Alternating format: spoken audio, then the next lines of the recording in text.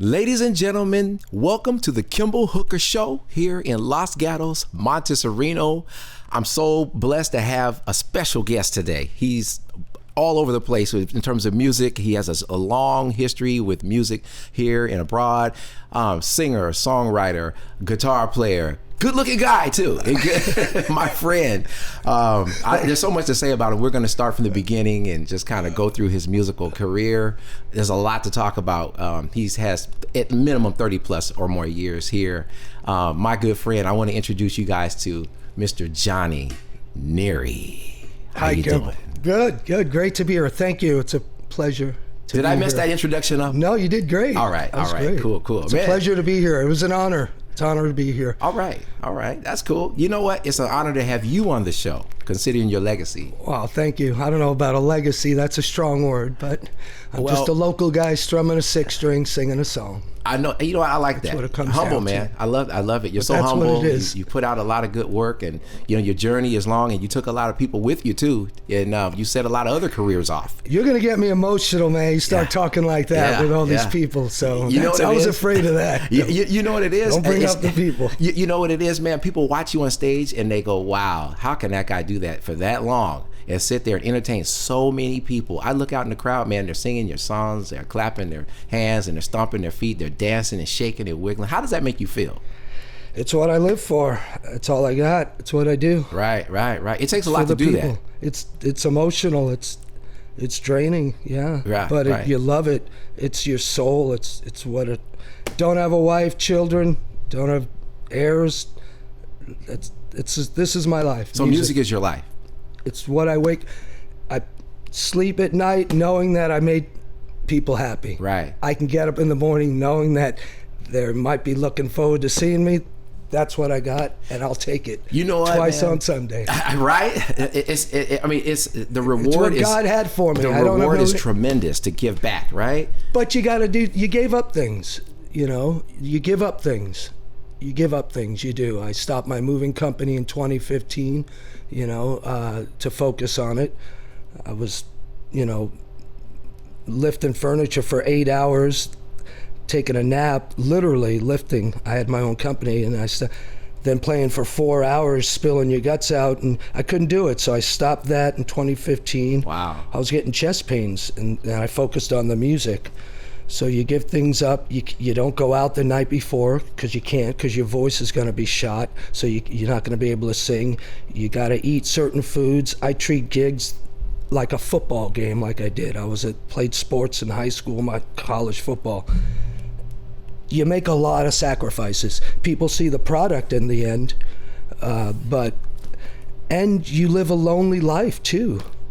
Wait a minute. How do you live a lonely life as a musician with tons of fans all around you? You have to put a shield around you because you can't just go out and there's hearts out there. There's fragile. Humans are fragile. Yeah. We are fragile, especially as we get older. We think you can't just be.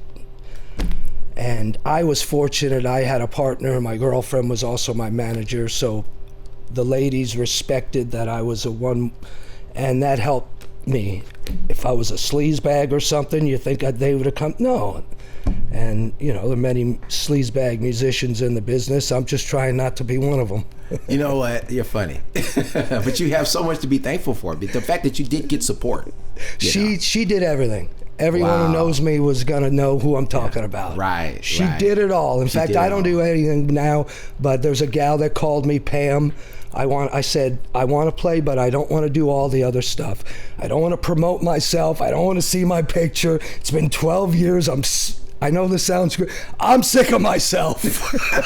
I'm serious. Right? We're a narcissist. We've become a narcissistic society of pictures, and I like what I do, but show the others. But I mean, now we're gamblers, and it's a society of. I just want to play music. You just want to play music. That's it. I don't want all the other stuff. Right, but that's selfless. I mean, you know what? You're a selfless musician. You love to give.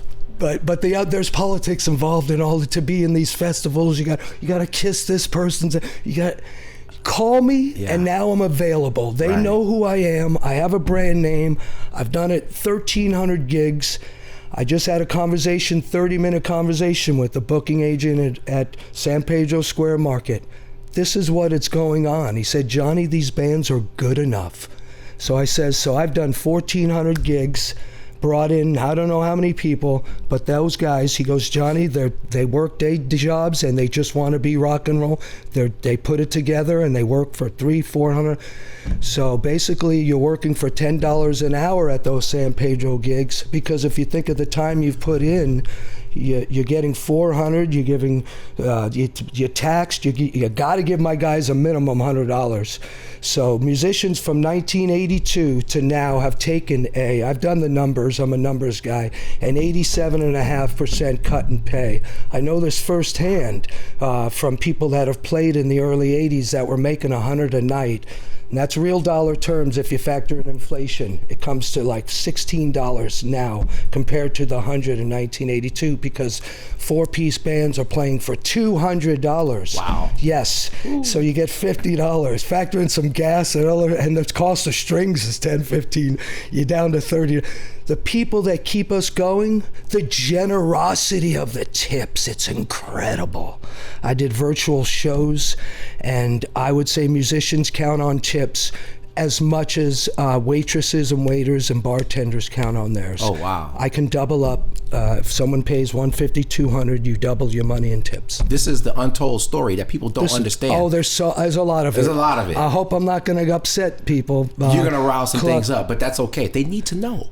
And you're the perfect person to tell the story. That's why we're here. And that's what the agent said at San Pedro Square Market. And he's a musician too. He said, Johnny, I need to hear all this. He said, you educated me. I said, thanks for letting me bend your ear. And I did. I said, so you mean to tell me we've done, the work we've done? He goes, yeah, they're good enough. And it's great. It's not the music. It's not the technical. And I've learned that. It took me a long time to learn. It's about the vibe and what you have, the smile, the charm. They want that vibe. They want to be part of it. Right. Like Evie used to take pictures of me. I'd say, it's not about me. It's about the people. Right. Once she started taking pictures of all the people, they started coming to the shows. And then the FOMO thing, fear of missing out.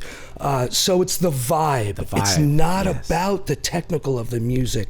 But I'm one of the few that does it for a living, but only for 5 years. I get to retire at 62. I figured it out. Really? Yeah. I have a home equity conversion mortgage, which is incredible. Right. I've done the research. Okay. Plus my Social Security benefits at 62. I can retire. So then I could play once a month for great charity events. Right. Not worry about losing a few hundred by doing a charity event. You know what I'm saying? I want to do these things and not have to worry about making a living doing it. You look at the whole gamut. This is what I like about you. You're not just out there playing a six string and just singing and you don't care about what's happening. You look at the dynamic, how you're affecting your crowd, your musicians who are affected, the money that's coming back, the whole gamut. It takes a hardcore musician to understand that and try to do something about that. Right? I love that. You got your product out there. You got your merch, by the way, Johnny Neri CD. Endless That's Journey. my 5 head. Right? See the 5 head? The 5 head is right here. We're live right here, okay? I love the fact that you look at the smile, right? You're out there, man. You're doing it. And you know what? The funny thing is, you tell the story about how we met. Oh, yeah. You got to tell the story about how we met. Thanks for reminding me. So we played at Netto's.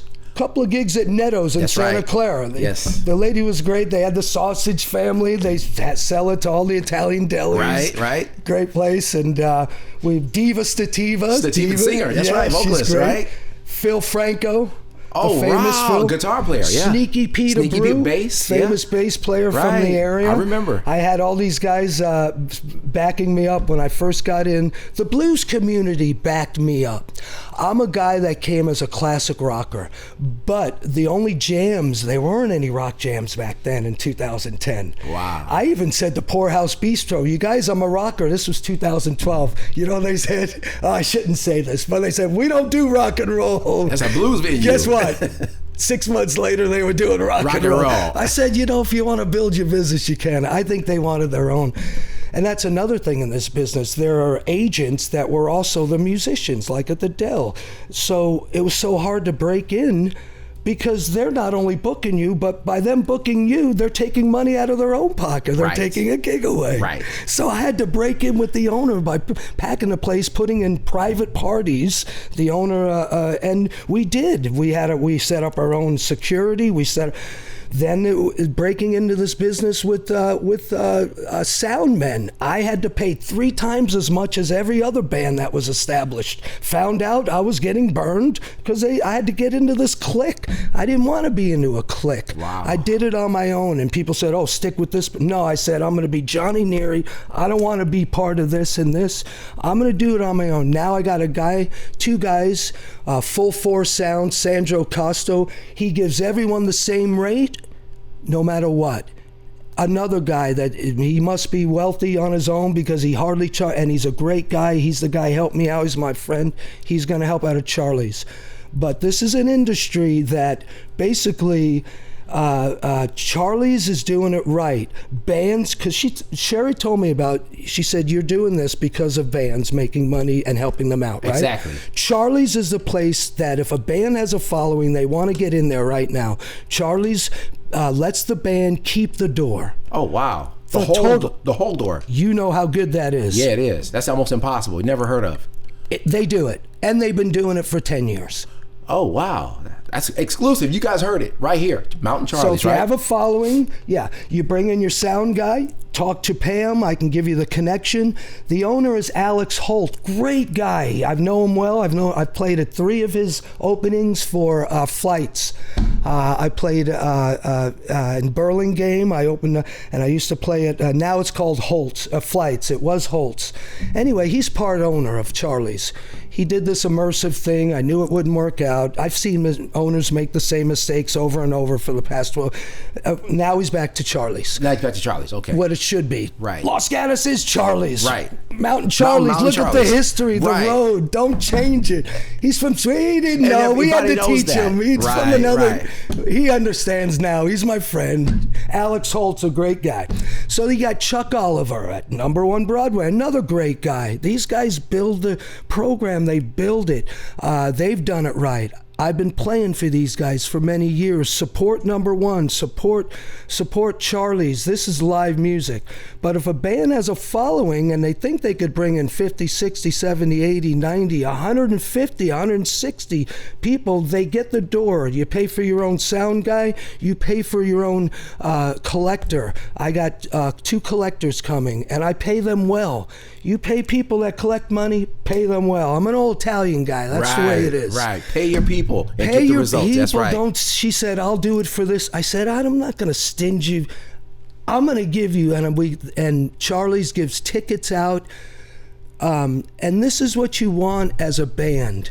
And now they have the Led Zeppelin tribute band playing coming up. Okay. They have another band that's playing and charging $20 for the cover for them, which is well worth it. If anyone knows, you pay $16, and someone's complaining about paying a $15 cover for a band with 10 people. That's an incredible responsibility and how much hard work to put together a 10 people. People have no idea the sacrifices and the time. Right. Could you imagine putting 10 dudes together? Right. In the rehearsal time and the practice, everything. all that. They have no idea. They have no idea. No idea. That's why we're here on the Kimball Hooker Show with Johnny Trust Neri, me. telling it like it is. Yeah, to put 5 guys together, it's hard. It's hard. And right. then I'd rather have an attitude of a great attitude than somebody who's the greatest guitarist in the world. Put someone on stage like you who has a smile, who's going to make everyone around him happy and keep me happy. Right. That's the guy I want. It's infectious. It's totally infectious. More than even if he's a Jimi Hendrix guitar, I'd rather have him. But I got both. I have Dennis Dove, Aaron Matson, and Boyd. I love Dennis Dove. The guy he's like you. So, and Aaron Matson. If you go to, I play at Charlie's in May, and I'll be there in May. So you'll see the most versatile guitarist in the Bay Area. I played with all of them. He gets the sound right. Anyway, I'm rambling. I'm sorry. Hey, you know what? I'd love to hear all about your story. So I'd like to start from the beginning. Just from the beginning. How did you get started in music? I was in my crib, and my sister says I was singing to the Beatles in my crib at 9 months. Oh, wow. At 5 years, my brother was 11 years old. He got a drum set, so I started playing the drums at 5. At 10, I got a harmonica. I studied the books, the Harmonicats. I literally read and learned the arrow blowing in, blowing out, had a bend. And I always sang my entire life. My dad was an opera singer, Italian opera singer. My mother loved Elvis, Frank Sinatra. My mother tells stories. She lived in New York. She would skip high school and go to the famous Paramount Theater and listen to the crooners, Frank Sinatra. Wow. Yeah, and the famous where the music died, 1959, that's the place. My dad was born on that same street, Amazing. right down the street. You're a virtuoso. I don't know about that, but I learned a lot of different Simon and Garfunkel pop music. Wow. When I was about 12, I saw a commercial where it said you can get 13 cassette tapes for $1. And I said, what? So I did it. Sure enough, they sent me these 12 tapes. You remember that back then? Of course. And I never had to buy any more because I wasn't 18. Wow. And I had Simon and Garfunkel, Cat Stevens, Jim Croce, because I was inspired by my cousin and my brother who were older than me, and they were inspired by the folk generation. So I had many genres. All the greats. Pop, singer-songwriter influences, opera, and then classic rock came in 1976 when I came out to California. My cousins were in Bad Company, Straight Shooter, Shooting Star. And if you want to know a big secret, I'm going to come out and say it. I would rock, the reason I memorize and I would rock the bed listening to music on my side for hours at a time, and the music would go on and on. I was the original headphone kid, people will tell you.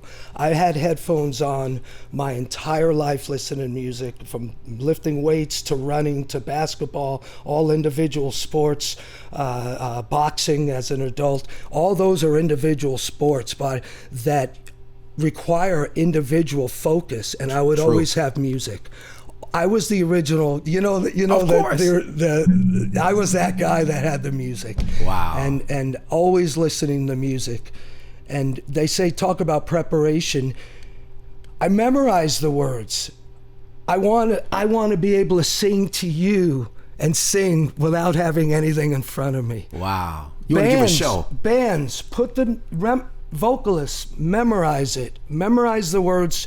Do it for the fans. Give them the best. There's been a dilution of talent with the virtual shows in this area. It's sad, but it's true. I'm not saying I'm any better. I don't want to come across as anything. But whenever you get a delusion of, it's just like the Major League Baseball, what happened. It's what happens. So the expectance goes down a bit.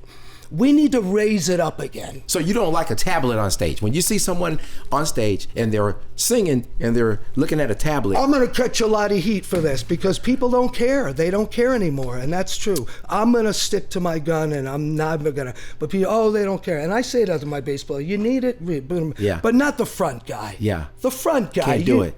I know. You're a front guy. Oh, yeah, absolutely. Wireless mic, and I'm in that crowd, and I'm running around. You know why? Because that's what they're there for. Right. You don't know where those people came from. The mind state, they could have just buried their mother, their brother, their sister. They could have been stricken with a disease. They could have lost their job.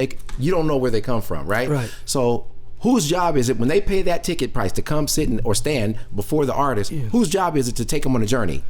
Yours, because yes. at Harris Hotel when you did it. So you asked me the question, I know now. So my agent, Evie Werner, and everyone knows her, when Kimball played in my band in 2010, she said to me, Johnny, if you can keep this guy in your band, keep him. He has the it factor. He has a smile that's contagious, and he's going to be a star. And Evie said that about Kimball, this guy right in front of me. He's my friend. And at Kimball, we did about 3 gigs together at Netto's. We played a couple other places, I forget, a couple of gigs.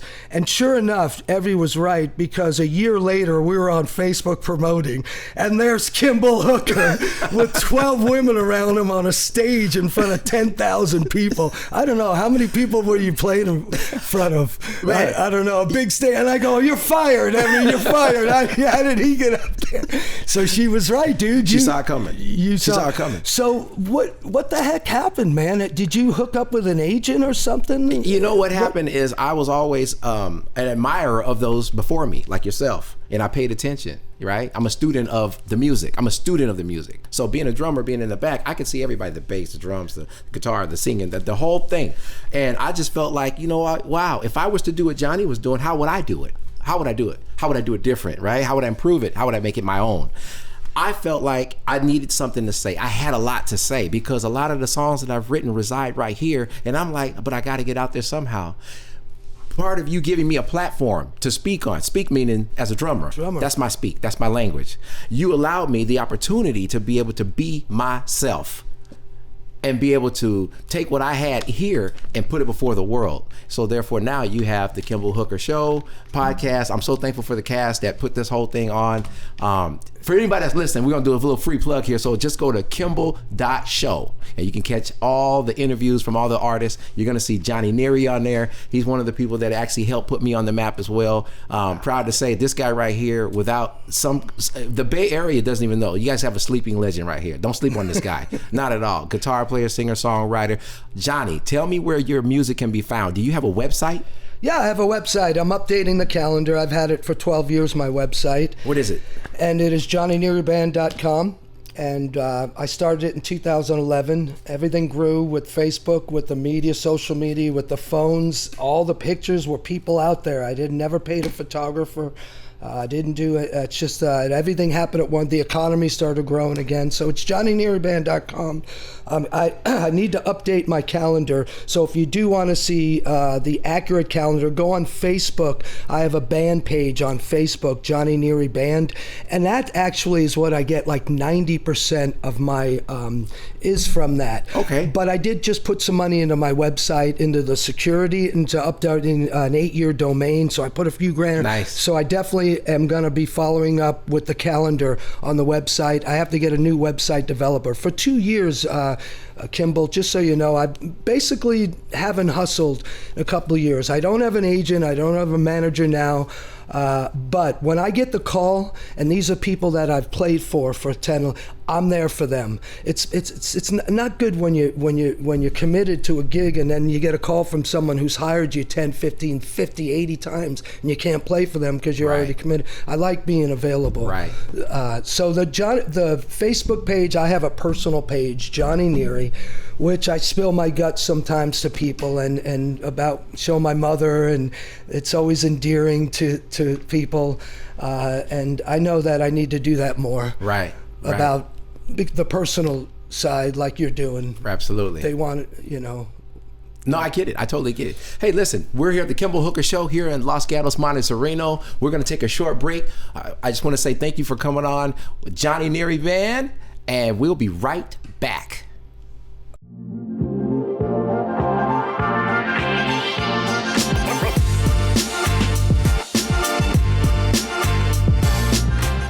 Thank you to the City of Montessorino for their continued support of KCAT Public Media.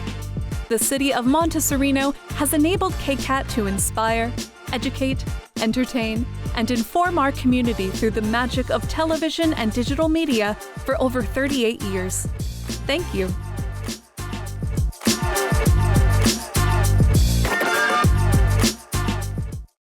Ladies and gentlemen, welcome back to the Kimball Hooker Show with my special guest, Mr. Johnny Neri. We're going to dive right back in. All those people watching, please like, share, subscribe. The link is just kimball.show. Also, we have Mr. Johnny Neri here. How you feeling? All right. Man, you had me going on that last one, man. I love the fact that you're so passionate, not just about playing music, but just speaking about your love for music, like what goes into it, the hard work, right? We compare it to a sport. Right? The ones that track and run track every day, the ones that lift the weights, the ones that get in the gym, they do better. They perform better. And I love the fact that you treat this like a sport. So you practice with your band. How many times a week do you guys practice?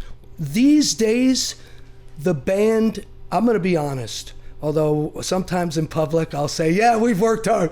I'm going to be straight up. We have not, but they have the material in front of them.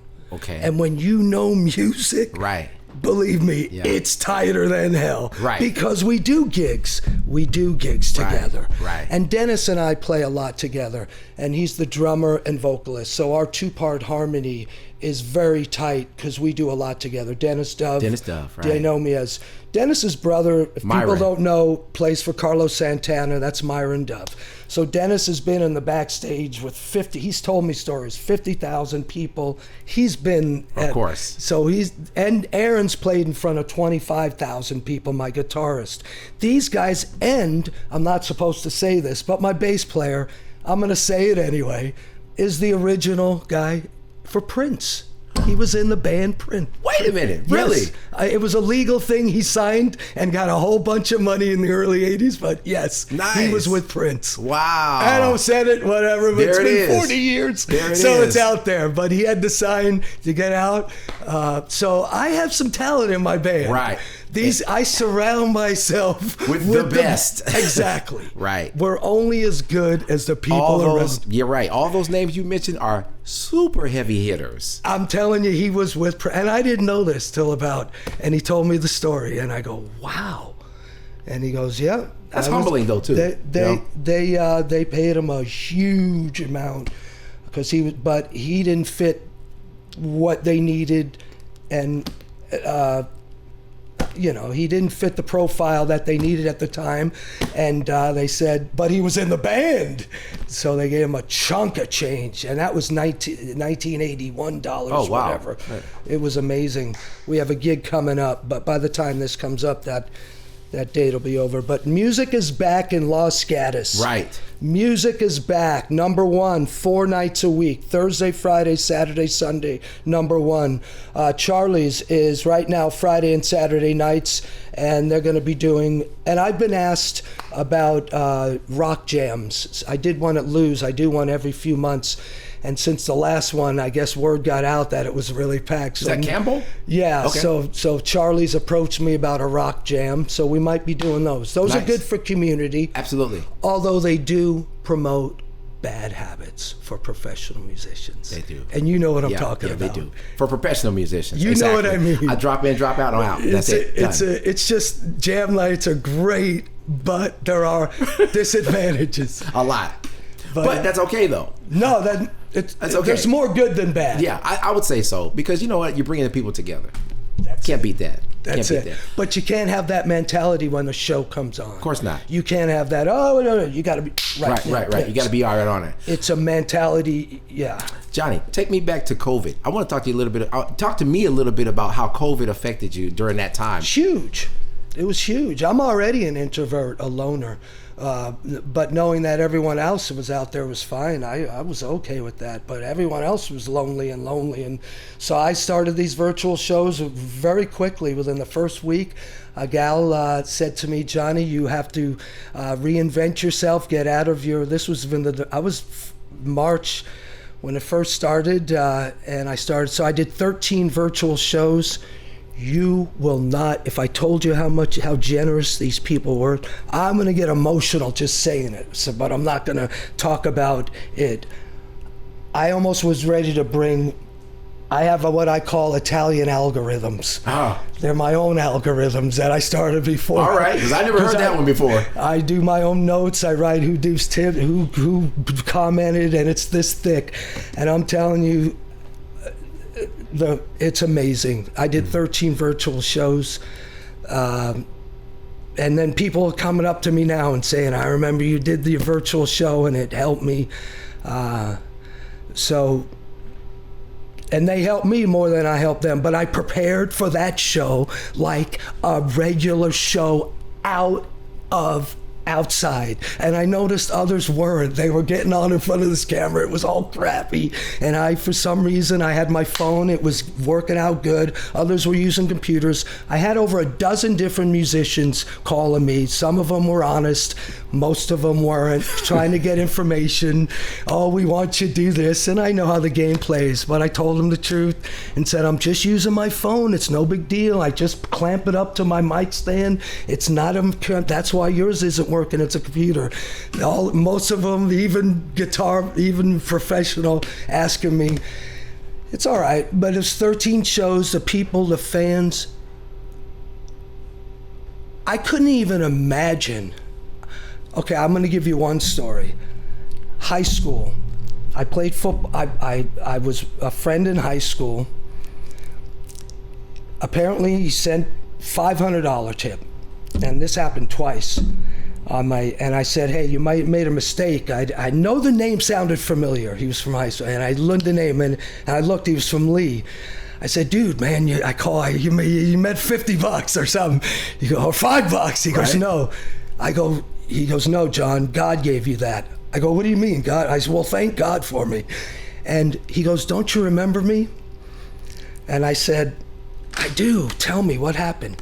He said, we got in a fight, and we both went into the dean's office, and the dean looked at you and said, hey, how's the football team? And you were doing good, and you were undefeated, and your team was, and we were 10-0 that year. So all the dean, they never did anything to me because I was into sports. So they just, but with him right in front of me, he started scolding him. And I said, why? And I said, how about if he joins the football? I said to the dean, we're in the dean's, and this is a guy I just had a fight with.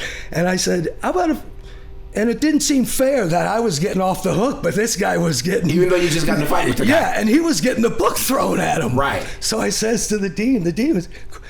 I go, why doesn't he join the football team? He can join with me. He's a tough dude. We could use a... And forget all that. And he said, John, don't you remember? You saved me. He said, after that, I joined the team. He said, after that, I became real popular, and we weren't friends anymore. He was a big fan. He was a chubby kid, he said. And he said, after that, he became real. He said that was a turning corner for him. Wow. Is that a story? That's a crazy story. How things happen, right? And I said, wow, man. I said, that was cool. But look at the love you have for somebody you just got in a fight with. That's crazy to me. That's that story to me. I'm into justice. Wow. If I could tell you stories that would blow your mind, that Law and Order, any Law and Order episode you've seen, I've not that on this. So I've seen stuff, seen it all, but God has given me. And my mother is the most important thing in my life. The only person I really care about right now is my mother and my sister and my fans. Right. I know it's sad. It sounds bad. But right now, I took a 7-year sabbatical, 2002 to 2009. I didn't play. My mother, I was in her garage practicing, just playing. She came in 2009 and said, what are you doing?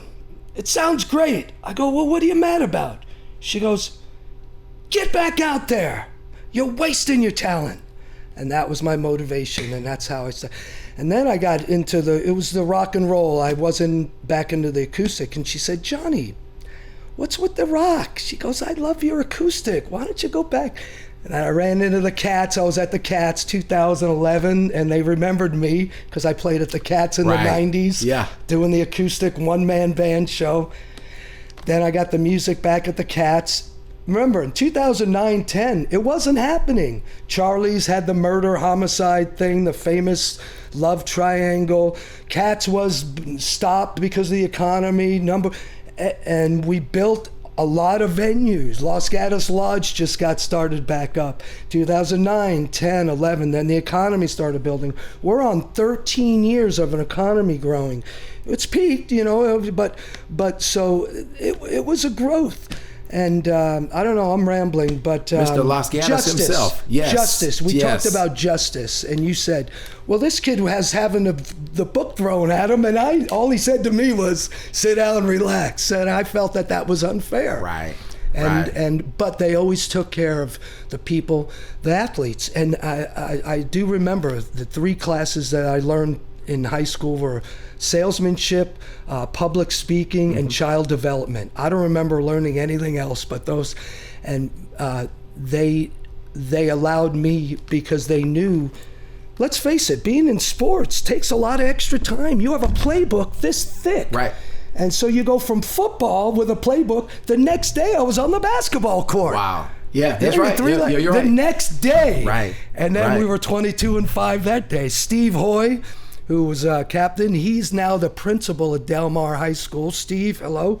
It's incredible. These are friends of mine that became, you would never know, and now he's an assistant principal, people that have started businesses, bail bonds. But So you got a lot of work studying, and people think these kids that don't play sports, it's not because they're athletic. Like Dennis Dove, he was telling me, Johnny, I didn't play because the studying, he said there was a lot. I said, yeah, there's a lot of studying in sports. Right. Yeah. There's not just athleticism. Right, These right. guys. You gotta be knowledgeable too. Yes. Oh yeah. So that prepares for music. There's church. I played at 12 to 14 different Catholic churches from the age of 17 to about 29, and that's where I got exposure. On Christmas mornings, there'd be 1,000 people at the churches, and yeah, it was nerve-wracking. But man, there's nothing like the feeling of playing with St. Christopher on Buxton and Kurtner, right. St. Francis Cabrini. I went to St. Francis Cabrini and had the privilege and honor of actually playing with my 7th grade teacher, playing acoustic and singing with her. Right. And there was a time where the growing up Catholic, there are disadvantages, but overall, I am so grateful of the education I got. And I feel guilty. Well, I'm glad I have guilt feelings at times, because we need to have some guilt now All and of the then. feelings, right? Yeah, make people feel good. It's like, the Catholic system, sure, they could talk about other things, a little better, and they made mistakes, but I wouldn't have it any other way. And the music that came from it. We brought folk music to the Catholic churches in the early 80s. 25 years earlier, they were speaking Latin. Wow. I'm not joking. Teach your children well. Right. We were playing the Carpenters. When there's no getting over that rainbow. We were singing that song in church, and the priest would, wait a minute, what are these guys doing? When the smallest of dreams won't. Think about that in the Catholic Church. Now that's 1985. Right. And then we were doing Alleluia folk rock in the Catholic churches, where they hadn't heard the likes of that. Sister Janet Mead, the famous Sister Janet Mead. You probably heard of her. Of course, right? Famous, and she's an amazing woman. She put the Our Father into music. Wow. And then the Catholic churches, who we always said, Our Father who art in heaven, and you can blank all, I know religion isn't big these days, Father. Then music came, and we were singing it. Right. Our Father who art in heaven, hallowed be thy name. Thy kingdom come, thy will be done on earth as it is in heaven. Give us this day our daily bread. The priest is like, where is this coming from? Wow. But they dug it. Never heard it before. They had never heard the likes of, this is the Our Father being sung. But it was from a Catholic nun, Sister Janet Mead. Different spin on it. Different spin on it. Wow. Yeah. So, see, you're blessed, man. Your backstory is crazy. It's amazing. Yeah. I learned from folk music, Catholic churches. Right. And they were open to it because at that time they needed the younger crowd. Right. And they got it. We were getting them. I had me, my brother Frank, my brother Matt, and my cousin Mike. My brother Matt was my music mentor, and my cousin Mike. My cousin Mike was married to my cousin. He's not my cousin in blood. He was married to my cousin Christine. Right, through marriage. Got it. Through marriage. And he was the main mentor. He's still around. He lives in Auburn. My brother Matt died April 3rd, 2011, and that's when my music took off. I swear he has something to do with it, because 2011, April 3rd, Matt taught me guitar, and he was big inspiration. And when that happened, definitely, he got inside me. And for the last 11 years, I've inspired people, and there's no question my brother's death. And who knows, why God takes people, but he does. Right. You know what? You're a blessing, man. You're a true blessing. You're an honor to just to have you here on this platform and share your story with me is incredible. I love you. I love your music. I love what Johnny Neri stands for. You're passionate. You're sharing your story. So many people are watching this saying, you know what? I dig this dude. I'm going to go check him out because I like what he has to offer.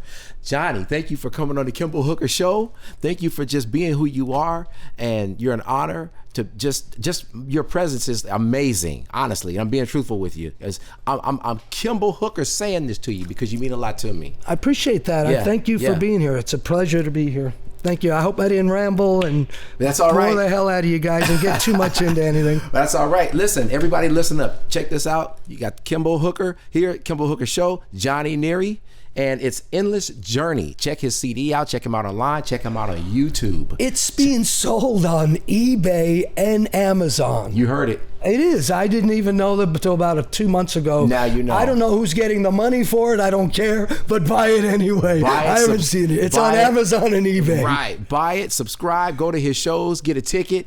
Check him out on YouTube. Check him out. Are you on Spotify, Amazon, or anywhere? Are you on YouTube's huge. YouTube. I don't do anything. I've never promoted, but a bunch of people take YouTube. So my promo videos on YouTube, as well as videos from 2009 to now on YouTube, has a lot of videos. And your website, once again, is JohnnyNeriBand.com. JohnnyNeriBand.com. Go there, check them out. Always, you can find all the links to all the different musicians that we've interviewed at Kimball.show. We're here at KCAT Live in Los Gatos, Montessorino. And like, subscribe, comment, and we'll see you next time.